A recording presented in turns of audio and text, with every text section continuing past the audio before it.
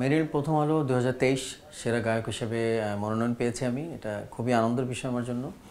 আর 2013 থেকে 2024 এই 11 বছর টানা চূড়ান্ত মনোনয়ন পেয়েছি আমি। এর মধ্যে 3বার আমি বিজয়ী হয়েছি। সো আমার কাছে যেটা মনে হয় যে এই 11 বার যে আমি মনোনয়ন প্রাপ্ত ছিলাম, 11 বারই আমার কাছে আমার মনে হচ্ছে যে আমি বিজয়ী হয়েছি। কারণ এটা এমন একটা সম্মানের একটা ব্যাপার, যেই 4 জনই থাকি আমরা চূড়ান্ত মনোনয়নে, 4 জনই বাংলাদেশের খুবই স্বনামধন্য আর্টিস্টরা থাকে এবং গানগুলো সেই লেভেলেরই থাকে যে কোনোটা থেকে কোনোটা আসলে ফেলনার মতো নয়। তো সেখান থেকে আসলে একটা গানকে বাছাই করে বিজয়ী হওয়াটাই আসলে ফ্যাক্ট না, ফ্যাক্ট হচ্ছে এই 4 জন একসাথে থাকা এবং সেটা চূড়ান্ত মনোনয়নে, এটা অনেক বিশাল একটা ব্যাপার আমার জন্য। যে কাজটির জন্য এবার মনোনয়ন পেয়েছি সেই কাজটা হচ্ছে প্রহেলিকা সিনেমার, চয়নিকা চৌধুরী ডিরেকশনে।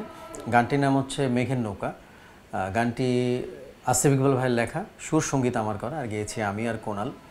তো এই গানটি গত বছরে যতগুলো গান আমি প্রকাশ পেয়েছে অনেক অসম্ভব প্রিয় একটা গান আমার। আর এই জন্য ভালো লাগাটা একটু বেশি যে প্রিয় গানের জন্য মনোনয়ন পেয়েছি। বিকজ আমার সুরসঙ্গীতের বাইরে অন্যের সুরসঙ্গীতেও আমার গান গাওয়া হয়, কিন্তু আমার সুরসঙ্গীতে যে কয়টা গান আমি কম্পোজিশন করেছি এই গানটা তার মধ্যে অন্যতম। এবং যেমন কথা সুন্দর, তার মধ্যে আমি চেষ্টা করেছি সুর করার, তার মধ্যে গানটার পিকচারাইজেশন খুব সুন্দর ছিল এবং দর্শকের অসম্ভব পছন্দ হয়েছে গানটা। তো আমি বেশ আশাবাদী গানটি নিয়ে, যে এই গানটি দর্শক শ্রোতা মহলে এত জনপ্রিয়তা পেয়েছে। আশা করছি এই গানটির জন্য সাপোর্ট অনেক বেশি পাবো। গানটি আসলে আমাদের জনপ্রিয় একটা অনুষ্ঠান ইত্যাদির জন্য গানটি বানানো।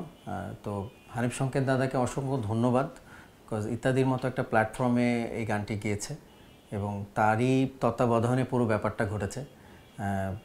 আমার প্রথম কাজ ইত্যাদির সাথে, সো সেই জন্য অনেক কৃতজ্ঞ হানিফ ভাইয়ের কাছে।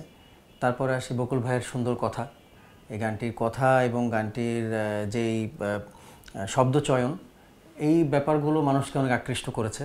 তো সেক্ষেত্রে বকুল ভাইকেও অনেক ধন্যবাদ। আর তারপর তো আহসান ভাই, ফারিন, এদেরকে অনেক ধন্যবাদ, বিকজ গানটি আমি যেভাবে সুর করার চেষ্টা করেছি তারা খুব সুন্দরভাবে সেটা গাইতে পেরেছে। আমার ভালো লাগার বিষয় হচ্ছে যে একটি গান আসলে খুব সিম্পলি একটা গানটার মধ্যে আসলে যেটা খুঁজে পাওয়া যায় সেটা হচ্ছে পিওর একটা মেলোডি খুঁজে পাওয়া যায়। এবং আমি আবারও বিশ্বাস করি এবং প্রতিবারে আমি একটি কথা বলি যে আসলে মেলোডির উপর কিছু নাই। সো মেলোডি দিয়েই আসলে মানুষের মন জয় করা যায়। সুন্দর মেলোডি গান, আমাদের পুরোনো দিনের গানগুলো আসলে এরকমই ছিল। তো সেই জন্যই বোধহয় গানটি মানুষের এত ভালো লেগেছে। এবং শুধু বাংলাদেশেই না, বাংলাদেশে তো নাম্বার 1-এ গানটা প্রায় 2 সপ্তাহের উপরে ছিল। ইউটিউব গ্লোবাল ট্রেন্ডিং, যেটা 100 গানের মধ্যে, ইন্টারন্যাশনালি 100টা গানের মধ্যে এই গানটি প্রথমে 81 নম্বর থেকে তার অবস্থান নেয়, তারপর 56, তারপরে 39 এবং সর্বশেষ 31।